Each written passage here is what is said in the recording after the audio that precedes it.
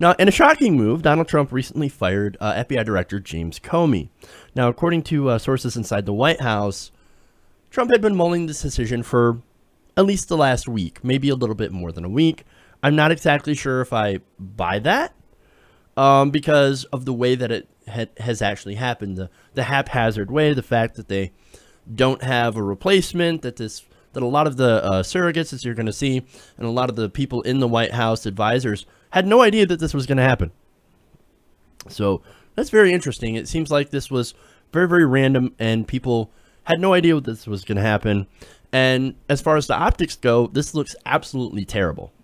So, but then again, when is Trump ever concerned about the optics? Now, Politico notes that some of these advisors believe that Trump had grown more and more enraged over the Russian investigation.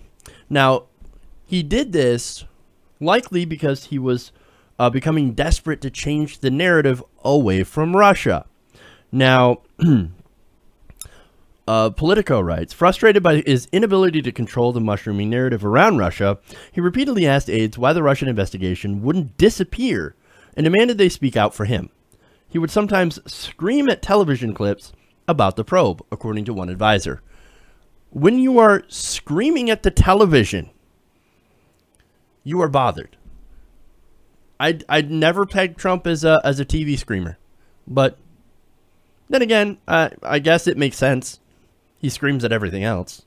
So yelling at the TV generally means that you're very dissatisfied at what you're seeing. Now you have the acting attorney general, or former acting attorney general, Sally Yates, national security advisor, and now the FBI director, who Trump had recently praised until recent weeks. He even blew a kiss at Comey in January. All three of these people gone. What did they have in common? Well, they were looking into the Trump administration. Either that or Trump still thinks he's on The Apprentice and he just fires people at will. Interesting. Now, let's see.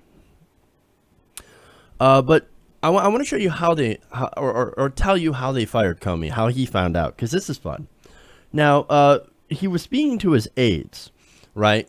When he was in a room speaking to his aides when the news came on the TV. He found out about it from cable television. And he thought at first, oh, this must be a practical joke. They must be pranking me. That's a good prank. He actually literally laughed out loud when he heard it. He's like, come on, man. That's a good prank. That spot on. Oh, wait. No, it's real? I just got fired? Oh, shit. That's what happened. You didn't get pranked, dude. You got trumped.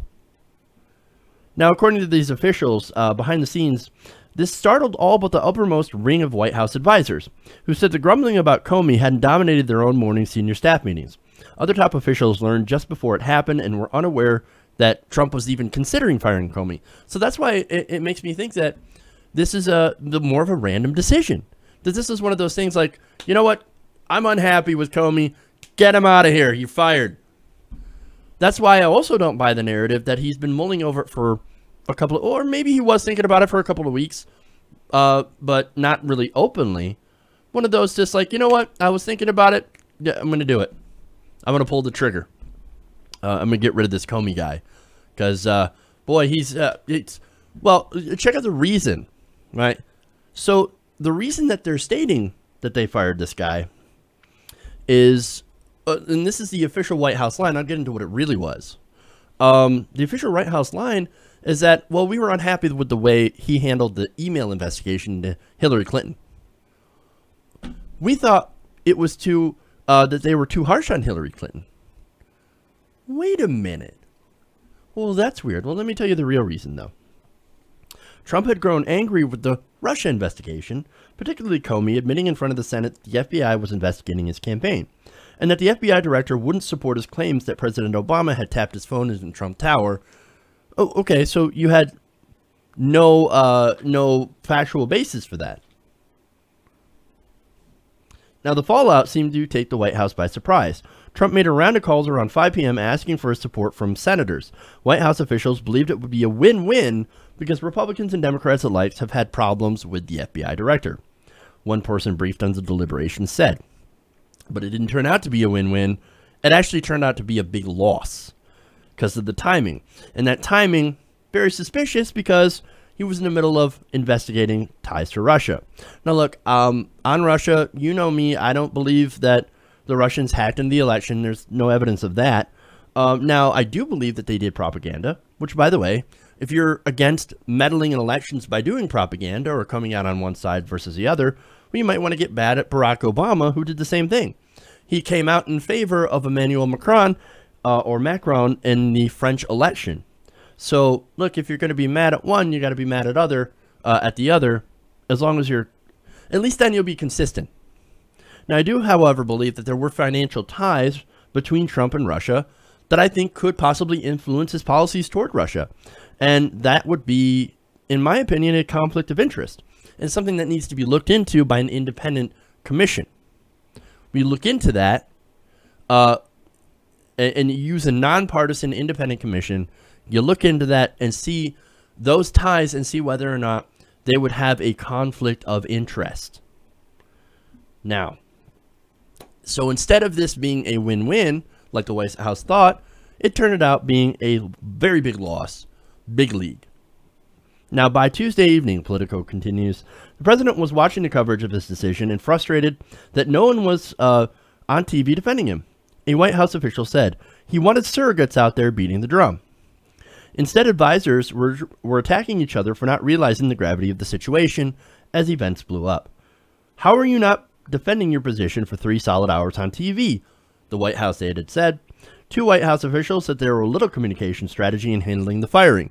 Again, showing the haphazard nature of this whole thing. They didn't prepare. They didn't have their talking points. It was chaos. It was absolutely chaos. Now, staffers were given talking points late Tuesday for hastily arranged media appearances. Aides soon circulated previous quotes from the Schumer hitting Comey after Schumer called for a special prosecutor. The White House huddled in Press Secretary Sean Spicer's office to devise a strategy and sent fresh faces to TV, according to one White House official. By Tuesday night, aides were using TV appearances to spin the firing as a simple bureaucratic matter and a call to end the investigation. Quote, "It is time to move on," according to Sarah Huckabee Sanders. She said that on Fox News. So, again, this was hasty. This was not very well thought out. And again, the reason here was absolutely laughable. They said they fired Comey originally because of how he handled the Hillary Clinton server stuff. In a memorandum to Sessions, which was released by the White House, Rosenstein, which is one of the guys that actually, he's a new Trump official, right? Just confirmed in April 25th, who recommended the firing of James Comey along with Jeff Sessions. Now, Rosenstein criticized Comey for these actions going back to last July, when he held a news conference to announce the FBI would not seek charges against Clinton in the email investigation, but denounced her conduct. He said, "That's a serious misjudgment. The goal of a federal criminal investigation is not to announce our thoughts at a press conference." So that's odd, because Clinton and the Democrats, and we know this, they blame the Comey letter for her loss. Now, I don't agree with that. I don't think it had that impact, but there are many people in Washington that do.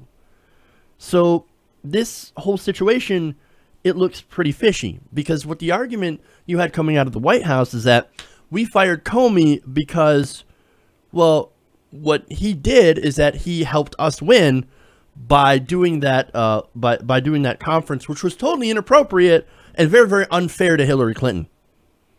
But wait a minute, that helped you. That helped you win. Why would you be upset? Why would you fire Comey over that? So inappropriate. Now, that hearing, that was total BS, and we called that out, right? The FBI did not decide to reopen the email investigation. Comey ended up actually lying about it. So he was not being honest. And to think that Donald Trump made the decision to fire Comey because he was unfair to crooked Hillary. Come on, man. You got to be smoking something if you believe that. In fact, according to one White House official, Trump believed Comey was too soft on Clinton, not too hard, not too unfair. So the reason that they have that they fired Comey, that the White House is saying they fired Comey for, was bullshit. It's a bullshit reason. It makes no sense. This stinks. Something does not add up. Now again, Rod Rosenstein, the Deputy Attorney General, Jeff Sessions, the Attorney General, they both got together and they both recommended that they get rid of Comey. Sessions, of course, had to recuse himself, interestingly enough, from any investigation involving Russia, and according to other reports, was tasked with digging up dirt on Comey in order to make the case to get him fired. So, again, this is really weird. There's a lot of strange things going on in this story. Now, another thing, of course, that doesn't add up to this is why now? Why not back in July? I mean, suppose you do believe that the Comey letter was inappropriate, which, again, I do. And that's why a lot of Democrats are like, you need to get rid of Comey. He's obviously playing politics, which is true. He was playing politics. So if the Trump administration or if candidate Trump agreed, then why didn't he call for the firing of James Comey? Instead, he was like, Comey, he's my buddy. They're going after crooked Hillary like that. I love it. Hey, way to go, Comey, blowing him kisses in January. Thank you so much for helping me get elected. Now we're going to fire you. This is so strange. There's really too much here to be a complete coincidence. I mean, why not fire him again or tell the, Obama administration to fire him back in July? And besides, another thing, the timing, right?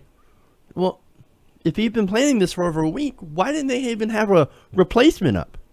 Is the Trump administration that inept? Or was Comey too close to finding something? We don't know. I don't know the answer to that question, right?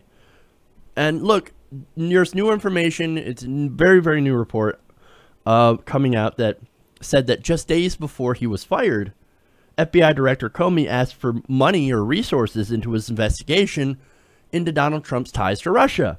Very interesting. And of course, the man he asked the money for then ended up writing the memo to Trump used to justify his termination. Oh boy. Look, I think there are some financial ties between Donald Trump and Russia, and maybe Comey was close to finding out. This is a lot of speculation, I realize that, right? There is speculation. I'm being honest about that. I don't know the complete facts about this, so I'm trying to put some of the pieces of what I know together. And trying to say, okay, I'm trying to make sense of this whole thing, as I'm sure a lot of people are. Okay. Again, I think they're close to finding out some of the details of those financial ties. It looks very, very bad for the Trump administration. And of course, they're going to want to hide that. So I don't believe the White House's official line. There was no way that they did this to punish Comey for being too hard on Hillary Clinton. Again, does anybody forget did everybody forget the lock her up chants?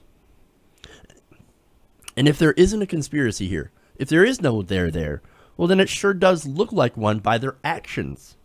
The optics here are terrible. If Trump's fuming now about Russia, just wait. He's just made sure that this is 10 times worse. And that's actually bad for, not just for Trump, but it's bad for everybody. See, as long as we're focused on just Russia, and now with this new breaking story about Comey being fired and the investigation, well, where do you think all the oxygen's going to go?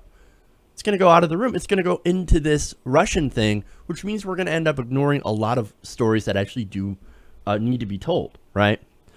Most of America is going to end up missing a lot of the horrible things the administration is actually doing while they're continuously talking about Russia.